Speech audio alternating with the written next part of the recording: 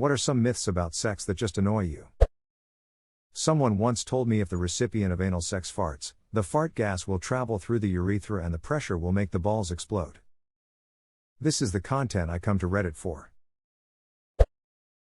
That his lack of a boner means he isn't turned on you or not pretty. I get it, guys, it just doesn't happen sometimes. We can still make out. Stress, fatigue, being distracted by too many thoughts could all be factors. It sounds stupid, but sometimes being too hot, temperature-wise, can affect it too. Or too cold. But that is known. I was in the pool. Shrinkage. Everybody knows about shrinkage, right? Right? What do you mean, like laundry? Like a frightened turtle. I don't know how you guys walk around with those things. That there are dozens of horny and neglected MILFs in my neighborhood just waiting to get it on with me. The first part is probably true. The second part not so much. That erectile dysfunction only happens to old broken men, and that when it happens it's over for you. It's more common than most people think, and in today's stressful times can happen to anybody. The manhood ending myth of it usually makes the issue worse than it originally is. Yeah, my husband has had this issue since way before we met. He has a big workplace stress issue and it's difficult for him to shut his anxiety off. For the first few years I thought it was my fault. But it has improved a lot in the past few years. But at the time the feeling of inadequacy on his part made the issue way worse. As someone going through the same. Any suggestions? I'm 28 and suffered from ED since I became sexually active. Never understood why, and was extremely embarrassed about it for the longest time. I finally went to a urologist, and he gave me some advice as well as some meds. Still an issue sometimes, but the medication works wonders, and my wife and I's sex life has improved by many magnitudes. Getting over the embarrassment is the biggest hurdle, my guy. It is indeed a more common issue than you know. That missionary is vanilla or boring. I've had plenty of sex, missionary is by far my favorite. There are so many varieties of the position you can smoothly glide into mid-sex without it being clunky and awkward like with other positions. It is intimate, personal and sexy as duck. You can regulate speed and depth more easily than other positions too. What a great position, smile. I blame people who think sex should be like porn. What's fun to watch is not the same as what's fun to do. Wait a minute, I can have sex without a camera pointed at me? Yeah, next thing you're going to say is buffering isn't a sexual technique. Nothing turns me on more than a chick who talks to me like a slightly lagged Skype conversation where we are just out of sync for it to be a problem. You should try a girl who is a scrambled and in weird colors. That she can't get pregnant if she's on top lamau. Some people actually believe that. That after a man comes in you, you can just get up out of bed and go about your day. No. Cum leaks out everywhere. If you don't want it all over your bed and sheets, you have to immediately grab a towel or washcloth as soon as he pulls out to stop it from getting everywhere. Then you have to squeeze the rest of it out, because if you don't it squelches out into your underwear clothes to surprise you later. So many movies and books where there is absolutely no condom mentioned. Just ignore this very messy, awkward part. I can't believe this isn't higher up. The movies and books where they bang, finish, and cuddle naked like there isn't a massive cum or wet spot between them. And as a woman, the feeling of it trickling out and just laying there letting it leak? I can't. Nothing like sneezing at the grocery store to give you a good reminder of what you were up to earlier. Oof. The gush. That going all night long is a requirement to being good in bed. I got work tomorrow, baby.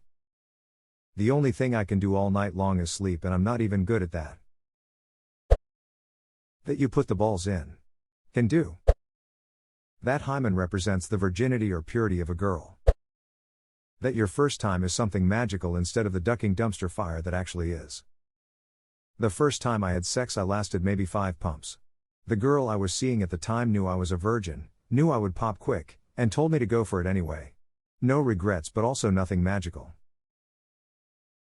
I was so nervous about being a minute man when I was a virgin, and I actually ended up having the opposite problem. It took me years to learn how to come from intercourse. I'd pretty much just go until the girl got tired. Then I'd have to finish myself. That you can't get pregnant when it's your first time. I heard that one a lot. When I was a wee lad, one girl at my school found out that myth the wrong way. Having a large penis makes you good at sex. I especially hate that one. It's not the weapon, it's how you use it. Sun Tzu. Maybe.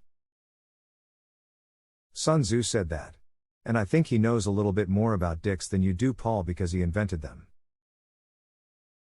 And then he perfected them so no man could beat him in the bed of honor. That's why, to this day, he's commonly referred to as Sun the Cock King Tzu. Masturbation leads to blindness. Well, if you shoot in the eyes it does, lol. That men are always ready to have sex at the drop of a hat. Sometimes I'm just tired and not in the mood. I was on Livio for a while in 2020 and it annihilated my sex drive. Then on the rare occasions I could get it up, it took absolutely ages to come. The orgasm was always shit as well, like a little whimper. My wife, who is wonderful and understanding etc., initially freaked out specifically because of the men are always good to go messaging. It is everywhere. Edit, lustral, not livial. Mixed up the various meds in my house. That women get loose if they have a lot of sex. Just doesn't happen. Someone brought in a rubber band becoming loose after numerous stretches as an example to me once, lol. If only vaginas were made of flesh that can heal and loosen itself and not rubber that doesn't heal and doesn't adjust itself during and after sex. Not to mention that if it were a rubber band, it's one designed to stretch over a small watermelon. A few hundred cucumbers wouldn't even matter in that case. Maybe not quite, but the myth that men think about sex every 2 minutes or whatever the duck. It is the most absurd thing I've ever heard, and yet I find so many people who genuinely believe it. Ironically, I have a good friend and she admitted that she thinks about weird shit like that on a daily basis, in public, whatever. Nothing wrong with it, just ironic. Pretty sure most men are busy thinking how they'll fight off a knife-wielding goon. Edit, some interesting insights into the minds of my fellow dudes. Loving the replies to this. Read it as knife-wielding goose. Seems more accurate. Hunk. Peace was never an option. That it's easy for women to orgasm through penetration alone. It's not. Yes, there might be some lucky ladies who can do it without much effort. But most of us need a little extra help. So don't feel bad if you can't do it. Same goes for the partner. Right? It annoys me that in the movies women seem to always come after 3 thrusts. My ex was one of those women. Thought I was Casanova until I got a hard reality check when I dated other women. I don't know what's wrong, honey, I keep thirsting 3 times like I did with Megan, but it's not getting you off. Pulling out isn't always safe.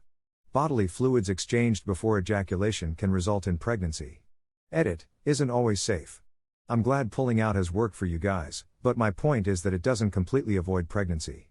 There's a fair amount of chance of pregnancy and getting STDs even if you pull out. Edit, source another source. Edit, pulling out is nowhere near as effective as a condom. Using a condom is 98% effective whereas pulling out is 78%, which is a significant difference. My friend found this out in September. She's due in June, lol. That men always have higher libidos than women. Mine has been higher than all of my boyfriends and I'm very self-conscious about it, in part because of all of the cultural messages that women aren't supposed to have strong libidos. I imagine that men probably do have higher libidos on average, but there is so much individual variation that it really shouldn't be shocking that some women do have higher libidos than some men. My sister broke up with one of her boyfriends when she was much younger, specifically because his libido was so much lower than hers.